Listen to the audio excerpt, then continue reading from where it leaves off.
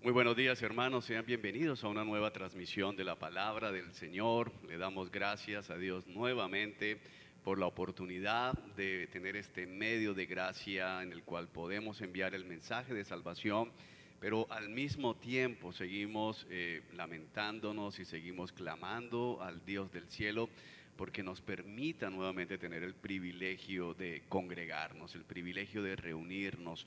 Seguimos clamando también porque ninguno de ustedes, ninguno de nosotros se acostumbre a esta nueva realidad, se acostumbre y comience a ver que esto es mejor que estar aquí congregados. De ninguna manera no hay nada que pueda reemplazar lo que Dios ha puesto delante de nosotros al regalarnos el estar insertados en una iglesia local.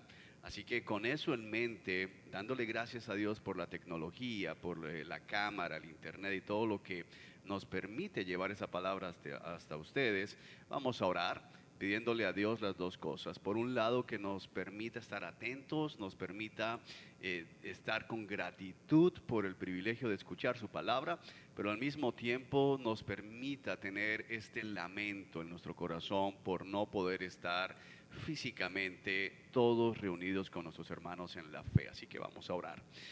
Amado Dios, te damos gracias en el nombre de Jesús. Te damos gracias por tu bondad, te damos gracias por tu misericordia, te damos gracias por tu cuidado, te damos gracias porque hoy hemos podido abrir nuestros ojos, Señor. Te damos gracias porque en verdad a veces no pensamos, Señor, el gran privilegio que es estar respirando, el poder levantarnos de la cama, Señor.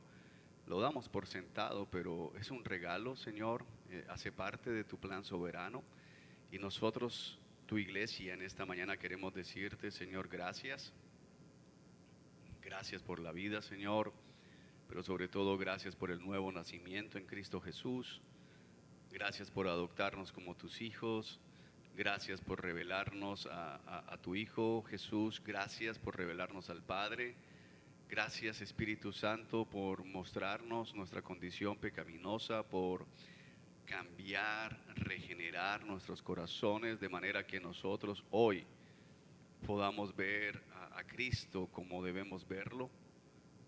Gracias, Señor, por los hermanos de la iglesia local. Oramos por todos aquellos que están sufriendo, padeciendo, por aquellos que en estos días han perdido familiares, Señor, a causa, Dios Todopoderoso, algunos del COVID, pero también tenemos hermanos que han perdido familiares por otras enfermedades y es un recordatorio de que el COVID no es la única circunstancia difícil que estamos enfrentando. Oramos por nuestro país convulsionado en estos días, por protestas, por marchas, por dificultades en el gobierno, Señor. Ayúdanos a recordar que todo esto hace parte de este mundo caído, este mundo que gime por ser restaurado y que nosotros no pertenecemos a este lugar, Señor. Ayúdanos a poner la mirada en la Jerusalén celestial, en Cristo Jesús nuestro Señor. Amén y amén. Muy bien, hermanos, y vamos a continuar con nuestro estudio del libro de los Hechos. Emocionado con esta serie, ya por obligación es la tercera prédica, debía haber sido la segunda, pero Dios así lo ha dispuesto. Y hoy vamos a estar abordando los versículos 6 al 11, versículos 6 al 11 es la segunda parte, que todavía nos deja ver algo de la introducción al libro, pero que ya comienza como a desplegar un poco más la realidad de la historia relatada, contenida en el libro de los Hechos. Recordemos que en las prédicas anteriores vimos el marco de qué vamos a encontrar en Hechos, las obras de Jesús que continúan en medio de la iglesia a través del Espíritu Santo, la enseñanza de Jesús, el reino de los cielos. ¿Qué es este reino de los cielos? ¿Cómo este reino de los cielos se desarrolla, alcanza, se extiende? ¿Cuál es la relación del reino de los cielos con los reinos terrenales, la obra del Espíritu Santo y la identidad de la iglesia y la tarea de la iglesia? Así que con eso en mente vamos a entrar a nuestro texto, así que yo les animo allí en sus casas a que ustedes abran sus Biblias y puedan junto con nosotros leer la palabra del Señor. Versículos 6 al 11 del capítulo 1 del libro de los Hechos, dice así. Así que mientras los apóstoles estaban con Jesús, le preguntaron con insistencia: Señor, ¿ha llegado ya el tiempo de que liberes a Israel y restaures nuestro reino? Él les contestó: solo el Padre tiene la autoridad para fijar esas fechas y tiempos, y a ustedes no les corresponde saberlo. Pero recibirán poder cuando el Espíritu Santo descienda sobre ustedes, y serán mis testigos, y le hablarán a la gente acerca de mí en todas partes, en Jerusalén, por toda Judea, en Samaria y hasta los lugares más lejanos de la tierra. Después de decir esto, Jesús fue levantado en una nube mientras ellos observaban, hasta que ya no pudieron verlo. Mientras se esforzaban por verlo ascender al cielo, dos hombres vestidos con túnicas blancas de repente se pusieron en medio de ellos. Hombres de Galilea, les dijeron: ¿por qué están aquí parados mirando al cielo? Jesús fue tomado de entre ustedes y llevado al cielo, pero un día volverá del cielo de la misma manera en que lo vieron irse. Oremos nuevamente, dándole gracias a Dios por esta porción que pone frente a nosotros. Gracias, gracias, amado Rey, por tu alimento espiritual. Gracias porque hoy podemos celebrar junto con el salmista que has dispuesto un banquete, Señor, para nosotros, aún en presencia de nuestros enemigos, Señor Dios Todopoderoso. Gracias, Dios, porque este alimento espiritual con el que hoy nos provees, que hoy nos pones en nuestras casas, es tu palabra, Dios. Y permite, Señor, que nos deleitemos en ella. Permítenos, Señor Dios Todopoderoso, que estemos con expectativa de entender lo que tu Espíritu Santo ha consignado, Señor, aquí. Ayúdame a mí como predicador, Señor, a pesar de la dificultad de estar transmitiendo este mensaje sin ver a la iglesia, a recordar que primeramente estoy predicando delante de ti. Pero ayúdanos, Señor Dios que estás en el cielo, a ser dóciles a lo que aquí está escrito. En el nombre de Jesús, amén y amén. Muy bien, esos versículos del 6 al 11 son versículos, 6 versículos que tienen bastante para nosotros y nos están relatando uno de los eventos cúspides en la historia, no solo del cristianismo, sino en la historia de la humanidad, la ascensión del Señor Jesucristo al cielo. Es lo que se encuentra justo en la mitad de estos 6 versículos. Cristo siendo llevado hacia el cielo en medio de una nube. Es importante tener en cuenta lo que se nos ha dicho, y es que Cristo no estaba en espíritu, sino que estaba en un cuerpo y estuvo comiendo con ellos. Es decir, que tenemos un relato que viene continuo, y es importante tener esto en cuenta porque los detractores de la Escritura siempre tratan de espiritualizar este tipo de textos, negando de esa manera no solo la ascensión de Cristo, sino lógicamente la encarnación de Cristo. Tenemos que recordar que nosotros somos una iglesia victoriosa, no solamente porque Cristo se levantó de la tumba, sino porque Cristo ha sido llevado al cielo, está sentado a la derecha de Dios. Vamos a abordar nuestro texto en 3 partes muy sencillas que el mismo texto nos deja ver en su desarrollo. La primera parte tiene que ver con la respuesta, por decirlo de alguna manera, de los discípulos ante lo que Jesús les estuvo diciendo. Y recordemos que por espacio de 40 días el Señor se presentó muchas veces y comía con ellos y les hablaba del reino de los cielos. Y allí en el versículo 5 de lo que estuvimos estudiando la semana pasada, Jesús les dijo que no se alejaran de Jerusalén, que no se fueran en misión hasta que recibieran la promesa que el Padre les había hecho, hasta que fuesen llenos del Espíritu Santo como tal. Así que hay una respuesta en forma de pregunta de parte de los discípulos, vamos a verla.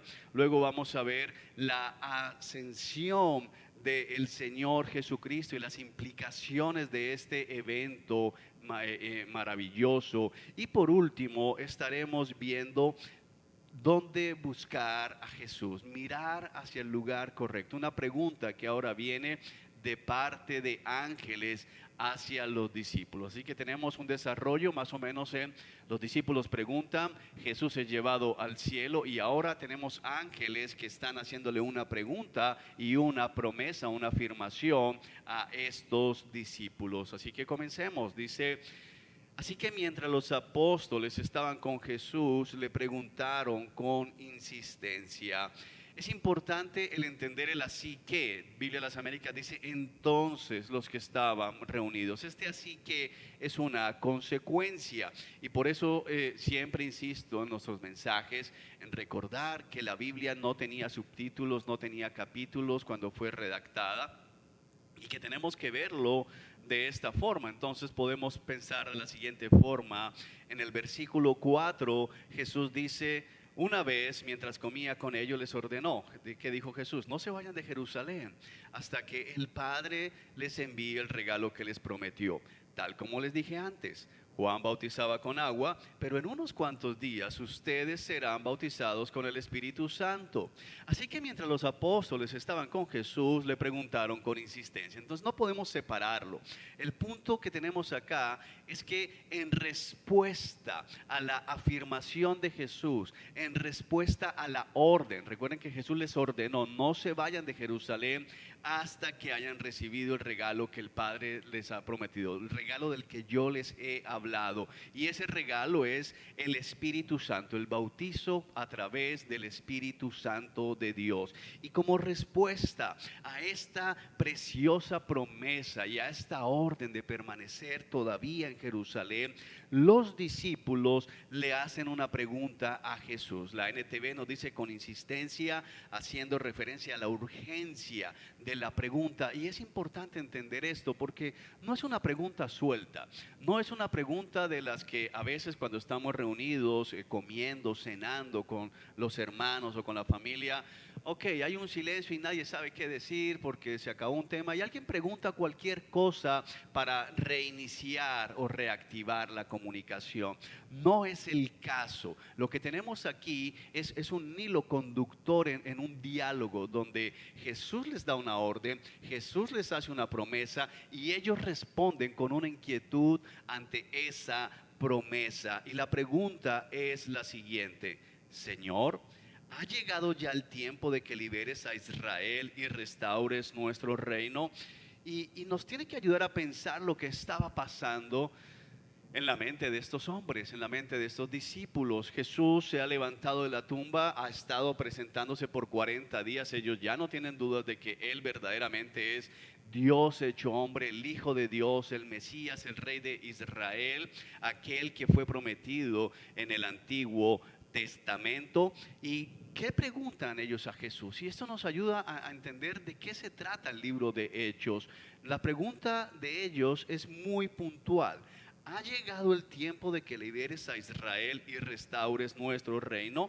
Y no es una pregunta loca, no es una pregunta sacada o traída de los cabellos, porque en el versículo 3 Jesús les habla del reino de Dios. Lucas, como escritor del libro, nos deja ver que Cristo se apareció varias veces a los apóstoles, versículo 3, y les demostró con muchas pruebas convincentes que Él realmente estaba vivo y les habló del reino de Dios. Biblia de las Américas dice: se les apareció durante 40 días hablándoles de lo concerniente al reino de Dios. Ahora Jesús les dice que viene el Espíritu Santo y la pregunta, la respuesta de ellos en forma de pregunta es: ¿ha llegado ya el tiempo? ¿Es este el momento en que vas a liberar a Israel y vas a restaurar qué cosa?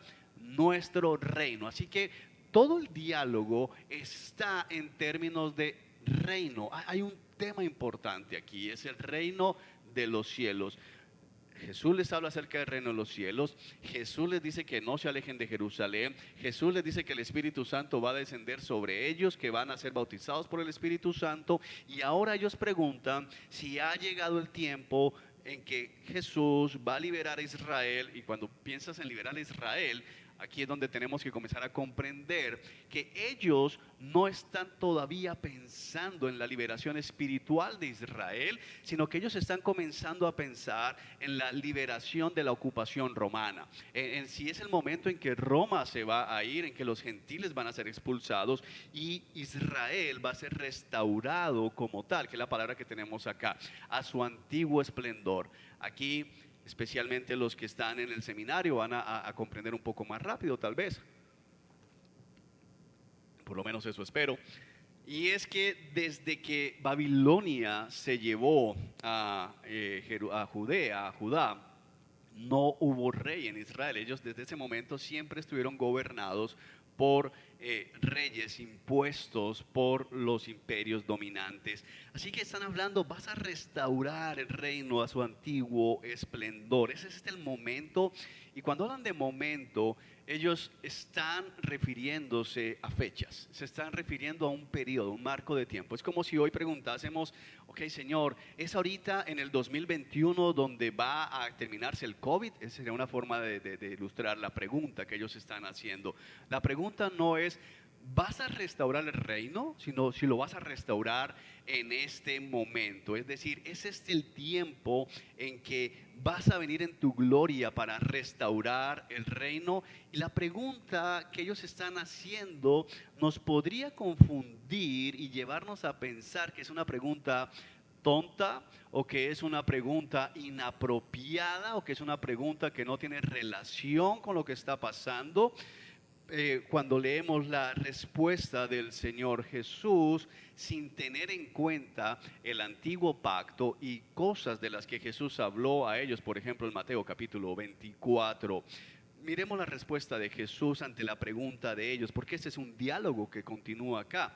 Jesús les contestó, Él les contestó, solo el Padre tiene la autoridad para fijar esas fechas y tiempos, y a ustedes no les corresponde saberlo. Si uno se queda solo con el versículo 7, dice, wow, eso fue como una pregunta tipo Pedro, una pregunta de esas que sale y el Señor enseguida le da como una palmada o un regaño. ¿Por qué preguntas esas cosas, Pedro? Pero Jesús, la respuesta de Jesús no es solamente el versículo 7, sino que el versículo 8 hace parte de la respuesta del Señor. Dice, pero recibirán poder cuando el Espíritu Santo descienda sobre ustedes y serán mis testigos y le hablarán a la gente acerca de mí en todas partes, en Jerusalén, por toda Judea, en Samaria y hasta los lugares más lejanos de la tierra, hasta los confines de la tierra, está diciendo el Señor Jesús acá. ¿Qué está diciendo Jesús? Ellos preguntan por el tiempo y Jesús les dice, ok, no les corresponde a ustedes saber el tiempo, pero van a ser mis testigos. Entonces, ¿de qué manera está respondiendo Jesús? Y tenemos que pensar en qué tenían ellos de expectativa y por qué ellos traen la pregunta de si este es el tiempo de la restauración en este momento. ¿Por qué cuando Jesús en el versículo 5, en el versículo 4 y 5 está hablando de la promesa del Padre, el Espíritu Santo que va a bautizarlos, ellos inmediatamente dicen, ha llegado el tiempo? Y es porque desde el antiguo pacto habían expectativas acerca de esta situación. Podemos mirar muy rápidamente, solo para nuestro beneficio, Isaías capítulo 32, que si usted lo mira allí en su Biblia, hermano, yo le animo, Isaías capítulo 32.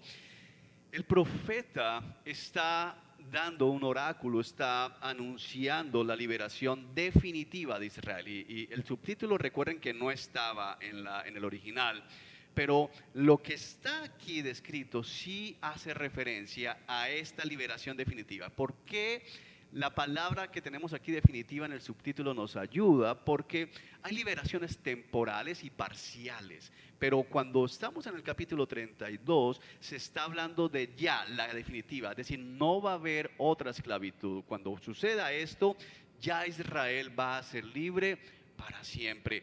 Y en el versículo 32, en el capítulo 32, perdón, de Isaías, comienza el capítulo diciendo lo siguiente, miren, vean. observen, se acerca un rey justo y príncipes honrados gobernarán bajo su mando. Y cada uno será como un refugio del viento y resguardo de la tormenta, como corrientes de agua en el desierto y sombra de una gran roca en tierra reseca. Lo primero que introduce el versículo 1 es la llegada de un rey justo, la llegada de un rey digno, la llegada de un rey que es recto. Y ese rey que tenemos acá es Cristo Jesús, es el Mesías prometido, es la raíz de David, es aquel que ellos están esperando. Es decir, que la liberación tiene que ver con, uno, la llegada del rey justo, pero el capítulo 32 no solo anuncia la llegada del rey justo, sino que se desarrolla, no podemos leerlo todo por cuestiones de tiempo, pero el capítulo se desenvuelve mostrando una desolación que va a llegar antes de que eso suceda al pueblo de Israel. Y hablando de esa desolación que podemos verla del versículo 10, dice: dentro de poco tiempo, algo más de un año, ustedes que son tan despreocupadas, de repente comenzarán a preocuparse, pues se perderán sus cultivos de frutas y no habrá cosecha. Tiemblen, mujeres de la buena vida, abandonen su autosuficiencia, quítense sus ropas bonitas y pónganse tela áspera en señal de dolor. Golpéense el pecho con profunda pena por sus abundantes granjas y por sus vides llenas de fruto, pues su tierra, entonces comienza a anunciar un periodo de desolación, pues su tierra se cubrirá de espinos y zarzas, sus hogares alegres y ciudades felices desaparecerán.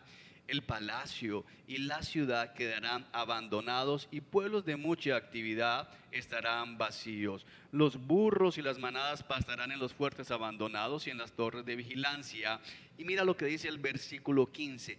Hasta que, y aquí la gramática importa, entonces versículo 1 y 2, el anuncio de este rey justo. Luego tenemos anuncio de desolación. Y esa desolación, ¿cuándo termina? Hasta que al fin, la expresión hasta que por fin, ¿cuál es la solución a esta desolación? Hasta que al fin se derrame el Espíritu sobre nosotros desde el cielo. Entonces el desierto se convertirá en un campo fértil y el campo fértil dará cosechas abundantes. La justicia gobernará en el desierto y la rectitud en el campo fértil, y esta rectitud traerá la paz. Es cierto, traerá tranquilidad y confianza para siempre. Mi pueblo vivirá seguro, tranquilo en su hogar y encontrará reposo. Aunque se destruya el bosque y se derrumbe la ciudad, el Señor bendecirá grandemente a su pueblo. Donde quiera que se siembre la semilla, brotarán cosechas abundantes y su ganado y sus burros pastarán con libertad. Esa es la restauración de la que están hablando los discípulos a Jesús. Le están preguntando: ¿ha llegado este tiempo? ¿Y por qué dicen eso? Porque Jesús les acaba de decir la promesa de que el Espíritu Santo vendrá sobre ellos. Y en Isaías, si ellos conocen el texto, se les ha dicho que todo va a restaurarse cuando por fin se derrame el Espíritu Santo desde el cielo. Así que la pregunta de los discípulos no es una pregunta necia, no es una pregunta de cajón, es una pregunta inteligente, es una pregunta teológicamente correcta. Mal enfocada, lo vamos a ver, pero es una pregunta apropiada porque ellos entienden: si el Espíritu Santo viene, eso significa que ya llega la restauración final, llega la liberación definitiva, la restauración del reino de Israel. ¿En qué van a fallar? Jesús se los va a corregir en este momento, pero es importante para nosotros entender cómo la obra del Espíritu Santo en el libro de los Hechos al mismo tiempo implica el cumplimiento de la promesa de la restauración del reino de Israel, que ya comenzó, todavía no ha terminado y está en proceso a través de la iglesia. Pero no podemos desconectar estos dos eventos. Muchas veces leemos el libro de los Hechos pensando únicamente en milagros que hizo el Espíritu Santo, sin entender que lo que estamos viendo es una panorámica de el avance del reino de los cielos, el cumplimiento de las promesas del antiguo pacto. Y eso es algo maravilloso que nos debe ayudar a cambiar, si lo está equivocado, nuestro entendimiento del libro de los Hechos como tal. Ahora Jesús les dice, ustedes no tienen autoridad para fijar esas fechas, y es algo que ya les había dicho.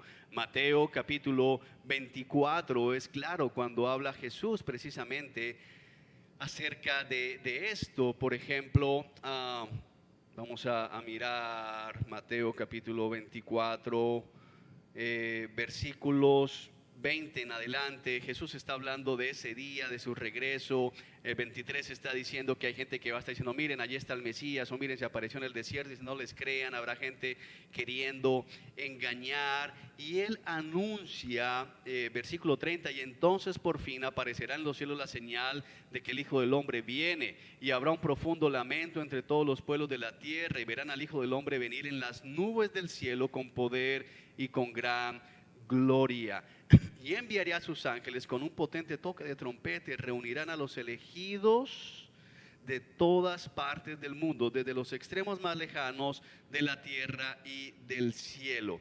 Ahora, ¿qué dice el versículo 36? Sin embargo, Jesús les está dando todas estas señales, y dice el versículo 36 de Mateo 24, sin embargo, nadie sabe el día ni la hora en que sucederán estas cosas, ni siquiera los ángeles en el cielo, ni el propio Hijo, solo el Padre lo sabe. Y nos da más señales, no vamos a entrar allí porque no es nuestro texto, pero creo que hay algo importante como un paréntesis para recordar, porque Jesús vuelve a decir, solo el Padre tiene la autoridad para fijar esas fechas. ¿Por qué? Porque la liberación definitiva va a culminar, y aquí quiero ser muy claro, ya empezó, se está desplegando desde que el Espíritu Santo regresó, vino sobre ellos más bien, pero va a ser definitiva, culminar, el último de los miembros o ciudadanos de este reino va a ser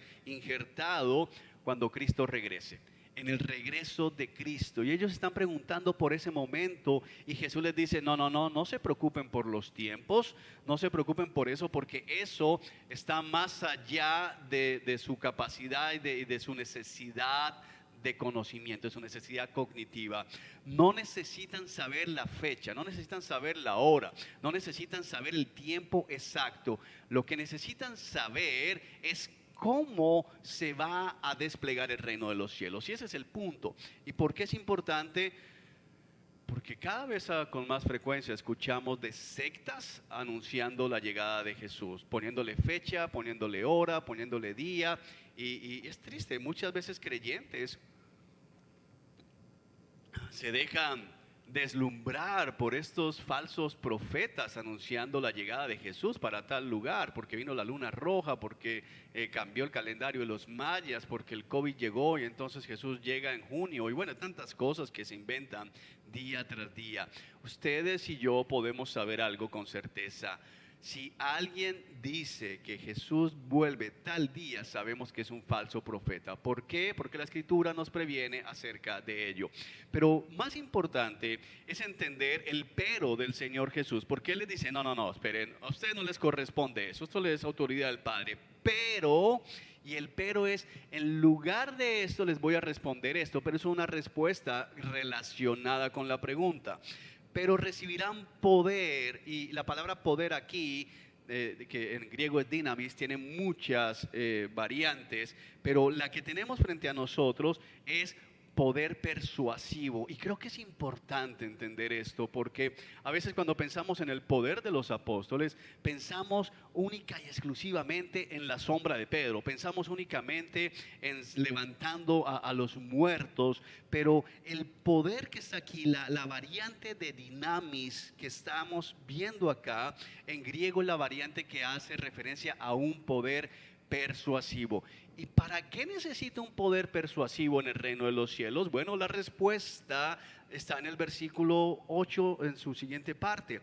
Recibirán poder persuasivo cuando el Espíritu Santo descienda sobre ustedes. Es decir, que el poder que recibe un creyente, fíjate cómo vamos a comenzar a cambiar tal vez nuestro entendimiento acerca de la obra del Espíritu Santo.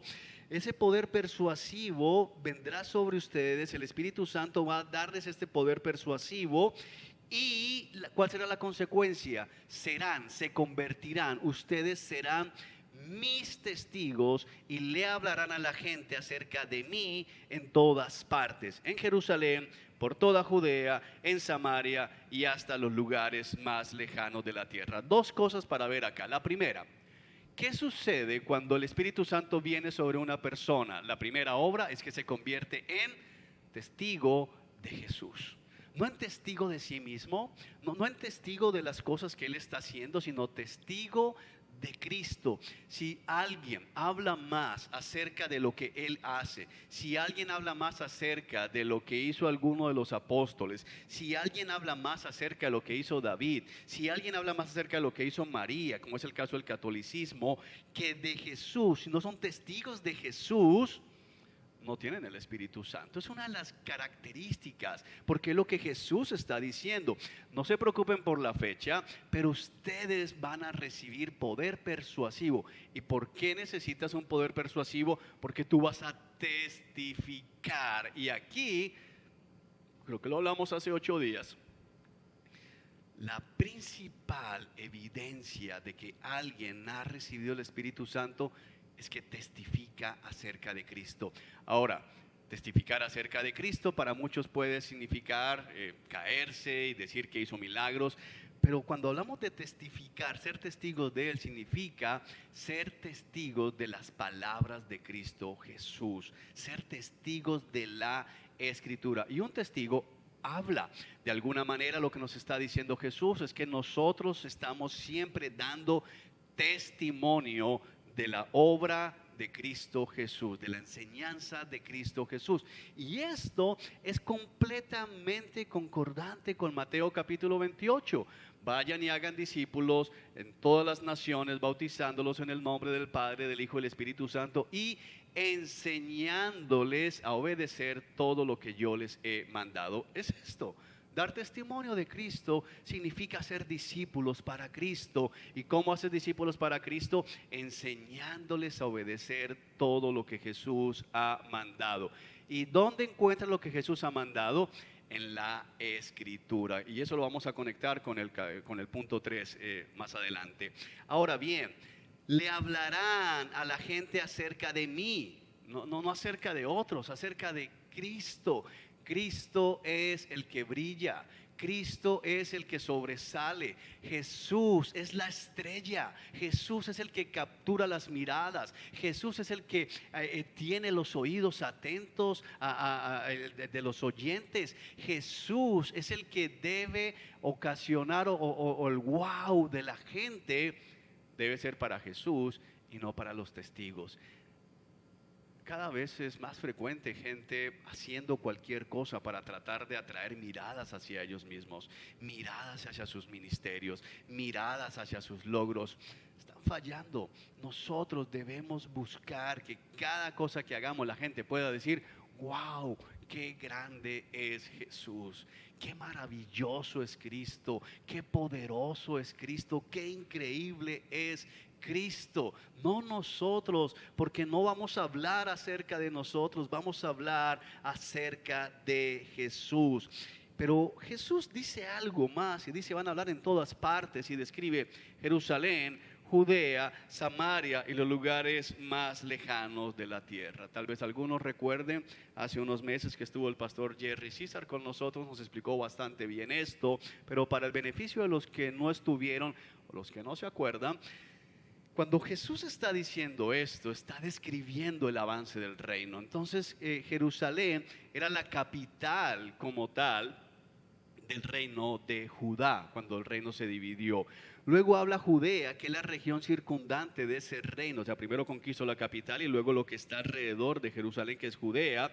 Luego habla Samaria. Samaria era la capital del reino del norte cuando se dio la división. Y tomar la capital significa tomar el reino. Entonces Jesús lo que está haciendo acá es diciendo: no es cuándo se va a restaurar finalmente el reino, sino cómo se va a restaurar finalmente el reino. ¿Cuál va a ser el desarrollo de este reino? Entonces hay un orden lógico. Primero la capital de Judea, Jerusalén, alrededor de Jerusalén, Samaria, la capital, lógicamente, del reino del norte, y luego todo lo demás, hasta los confines de la tierra significa y lo que falta allí.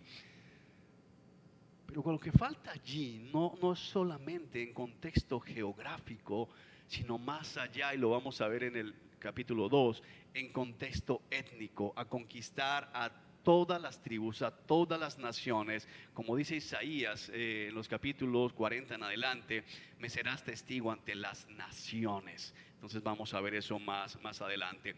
Pero aquí lo que vemos es un despliegue que va conquistando, y de hecho el libro de los Hechos va a culminar con Pablo dando testimonio de Cristo ante el emperador romano. ¿Qué era Roma?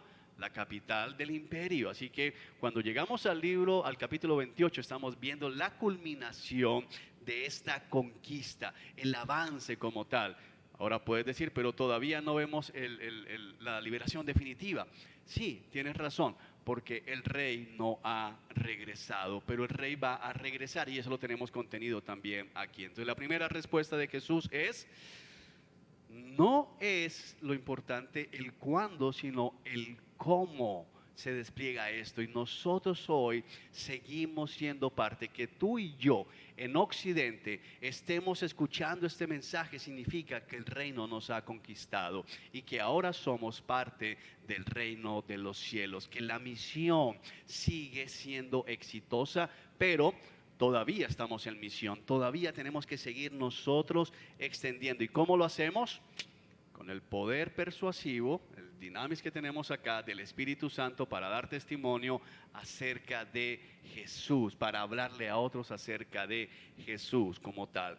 Ahora, uno puede decir, y el verso 9 dice, y después de decir esto, luego de dar esta instrucción, luego de dar esta revelación de cómo el reino se va a desplegar, Jesús fue levantado en una nube mientras ellos observaban hasta que ya no pudieron verlo. Y el verso 9 a veces parece como, wow, ¿cómo encaja esto ahí? Y como que ahora están hablando del reino de los cielos, y entonces Lucas dijo, bueno, y se acabó la conversación, ahora mostremos que Jesús fue llevado al cielo. No, todo está conectado. ¿Por qué, mis amados? Porque ellos acaban de recibir una instrucción.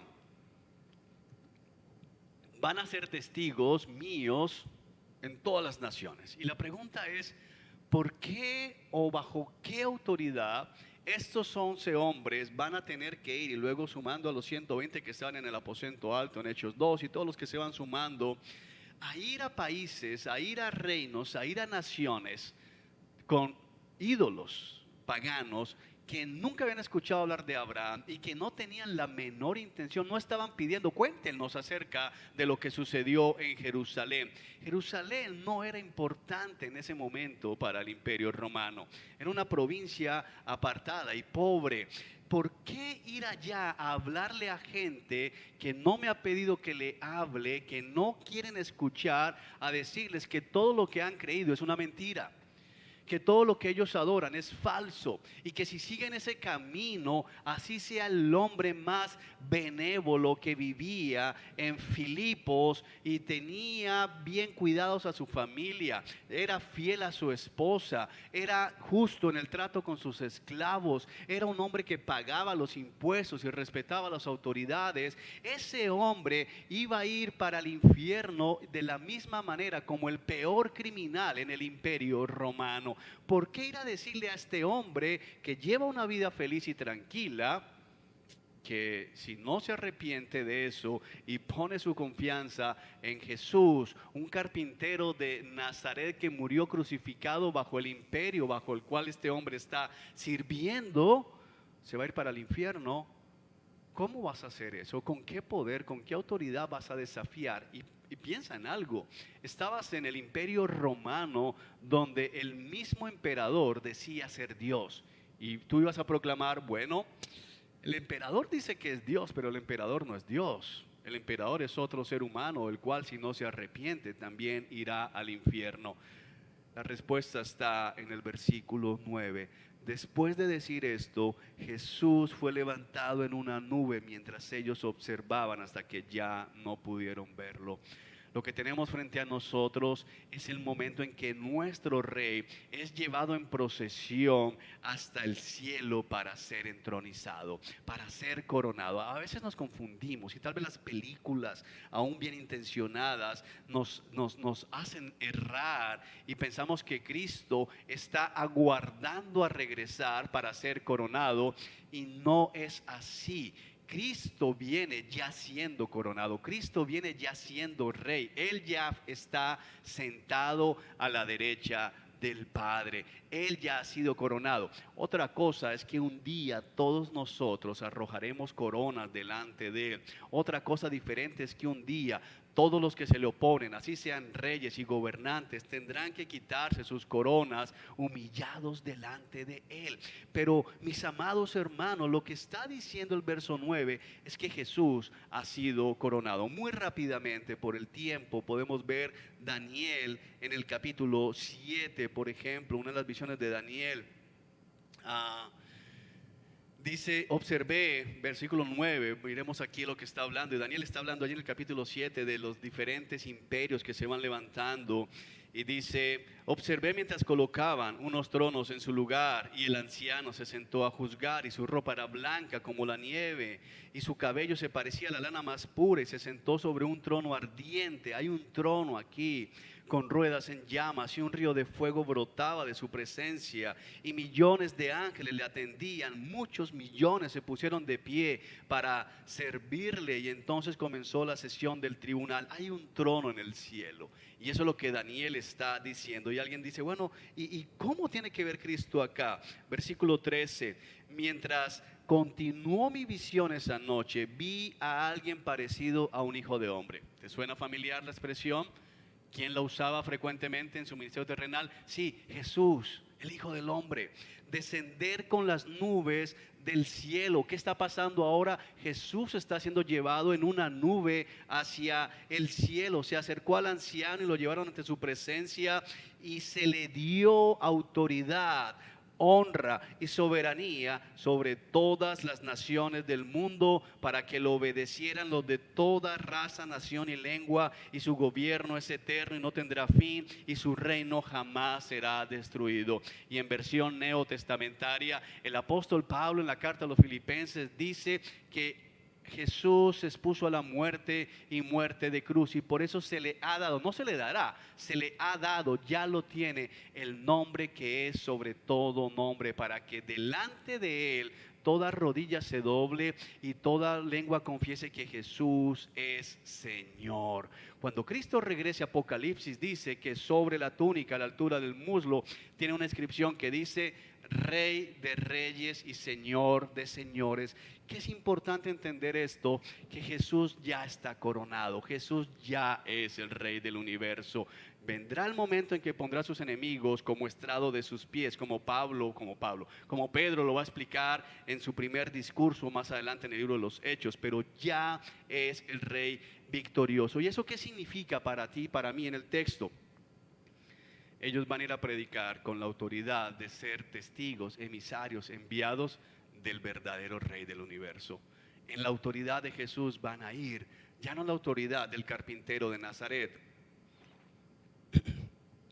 sino en la autoridad del Rey de Reyes, que tomó el papel de ser un carpintero en Nazaret para vivir esta vida perfecta y redimirnos a ti y a mí. Hoy día vivimos en una sociedad que nos está exigiendo, no pidiendo, exigiendo que cerremos nuestra boca.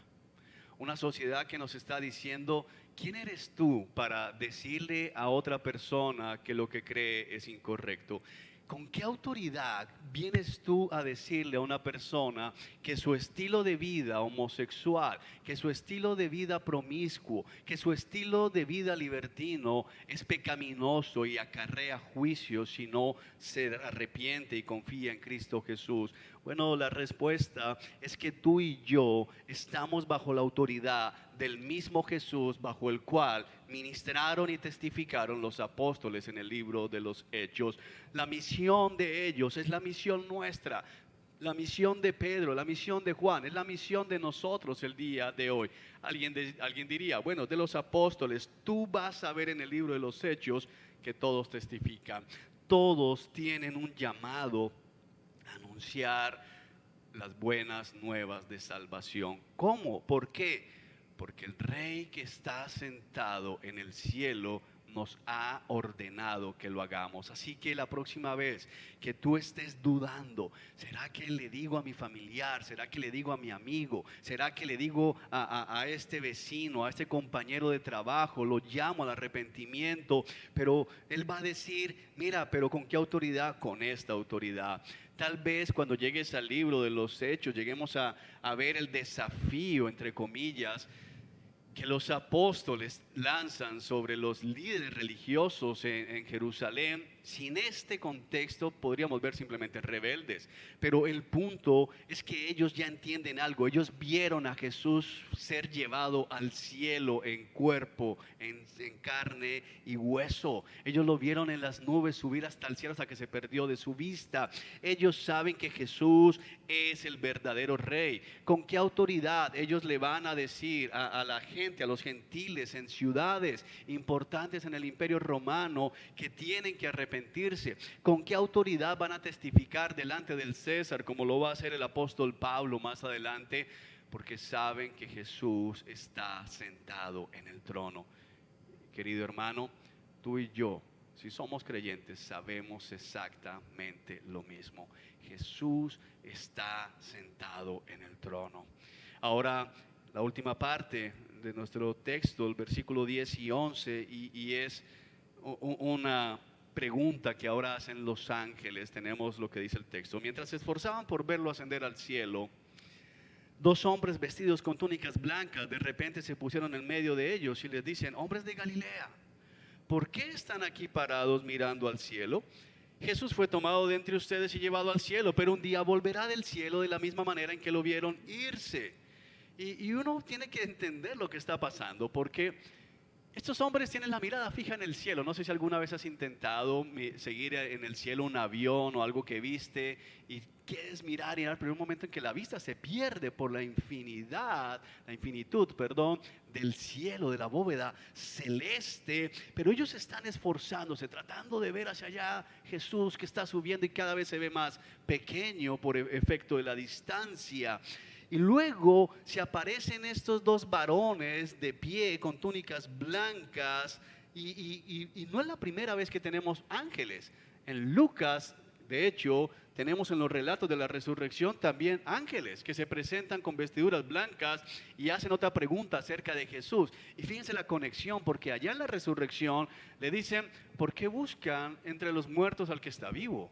¿Por qué buscan a Jesús aquí? No lo van a encontrar aquí. Él está vivo, va delante de ustedes el camino a Galilea. Pero ahora estos ángeles se presentan y le dicen: ¿por qué están mirando hacia el cielo? Y uno podría decir: bueno, porque Jesús está allá, yo quiero mirar allá, yo quiero ver a Jesús.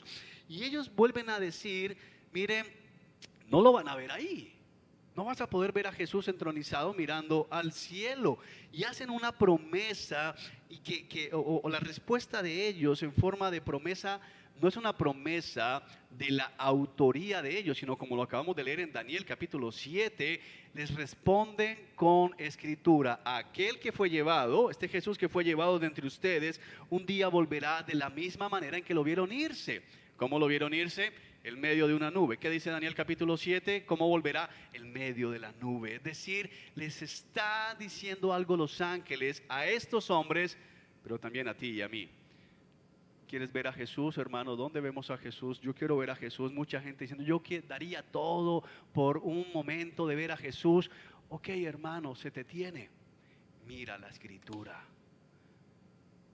Yo quiero que pienses un momento en esto, porque hoy mucha gente anda detrás de experiencias místicas.